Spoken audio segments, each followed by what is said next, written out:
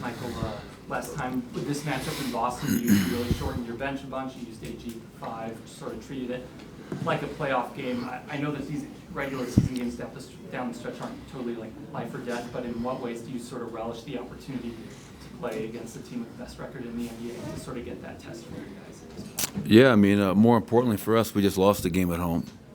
First overtime game of the year, and had a great comeback, fell short. So more importantly, not just playing Boston, but for us getting back to playing, our brand of basketball for 48 minutes. And you always want to measure yourself against the best. Boston's been the best team in the NBA all year long. We're able to get one in Boston, 102 to 100, and hopefully tonight will be another opportunity for us to find out who we are. Coach, when you think back to that game in Boston, I know it was at a different time in your guys' season, but what stands out about both the way that game went and the way that you guys closed it? Yeah, they got off to a hot start. Porzingis got off to a really hot start, so he changed some things up and got back in the game and, just stayed with it. And that allowed us to kind of get the win at the end. I felt that our defense on Jaylen Brown and Jason Tatum was great. Do I foresee them going 2 for 17 from three tonight? No. They're too good of a team. But, they're a good team. We're a good team. It was a really good battle, and hopefully tonight can be the same. As I said, with 20 games to go, you're always trying to find out who you are. And the best way to do that is, playing against the best teams and the best players in the league. You talked a lot about point of attack being so difficult now. You've got Derrick White and Holiday, two guys that are elite. What are the things that they do that stand out on tape that make them so good at point of attack defense? Well, I would say when I'm watching film, the thing that worries me most is the three-point line.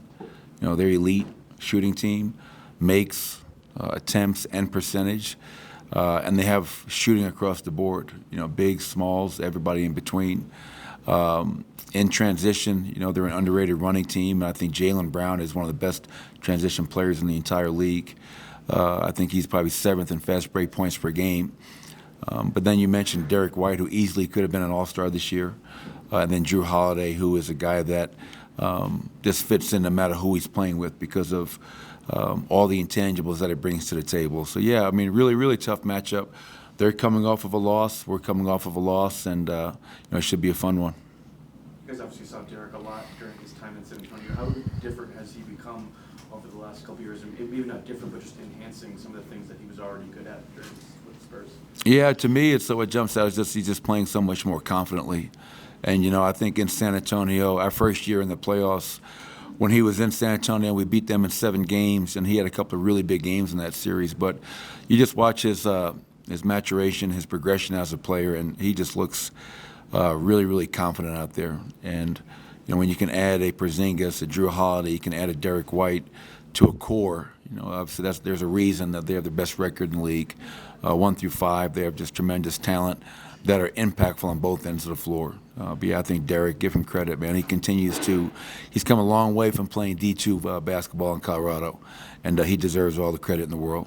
Coach, inevitably there'll be a lot of Celtics fans here tonight. Does a large road crowd in this building change the tone of anything? Not for me. Once that jump ball goes up, you got to play the game. And we've seen that, for 9 years now. There are certain teams that travel. And obviously the Celtics have a terrific fan base across the country. So we just got to do our job and outplay them and give our fans something to cheer about. And if we're able to do that, then the rest takes care of itself. You mentioned the shooting they bring to the table. They shoot with such volume, they shoot at such a high clip. How do they generate that kind of offense? The NBA is tilted that way, but what are the things that they do to create those kind of opportunities? Yeah, they lead the league in pull-up threes. They take, I think, around 14 pull-up threes per game at around 35.5%. So a lot of it is one-on-one, whether that's transition, flowing into it, whether that's some pick and rolls coming off. They have guards that can stop and pop and shoot from deep.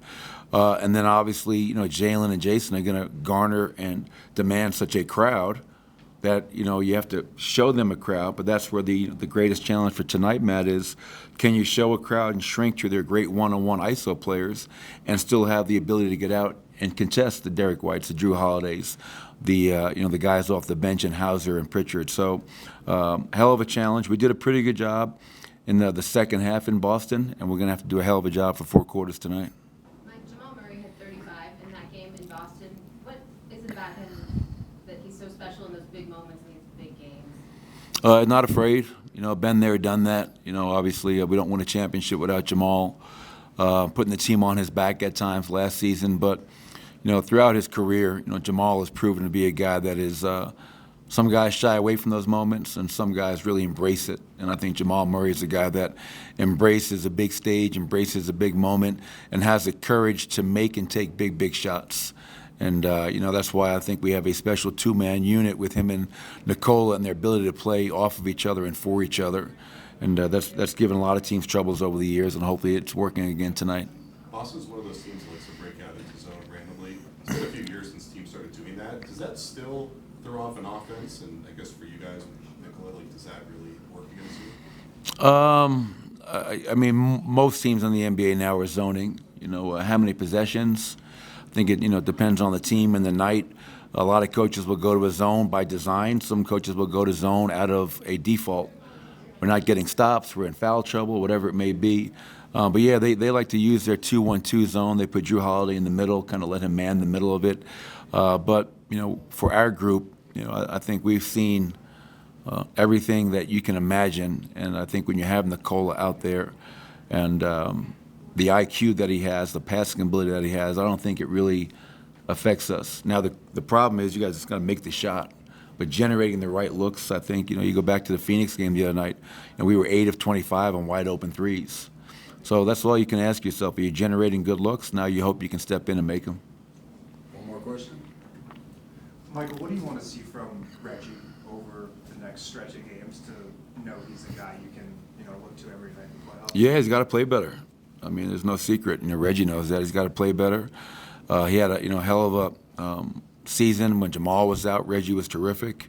And, you know, lately, you know, obviously he struggled to make shots. And so he's just got to stay with it, keep working. But with 20 games to go, obviously, you know, we have to find some consistency from everybody within the group. You know, so if you ask me about Christian Braun, I'd say he's got to play better. So it's not just Reggie Jackson, but for Reggie, being the veteran that he is and what we're asking him to do and provide for our group, you know, he's just got to be, you know, more consistent for us night in and night out.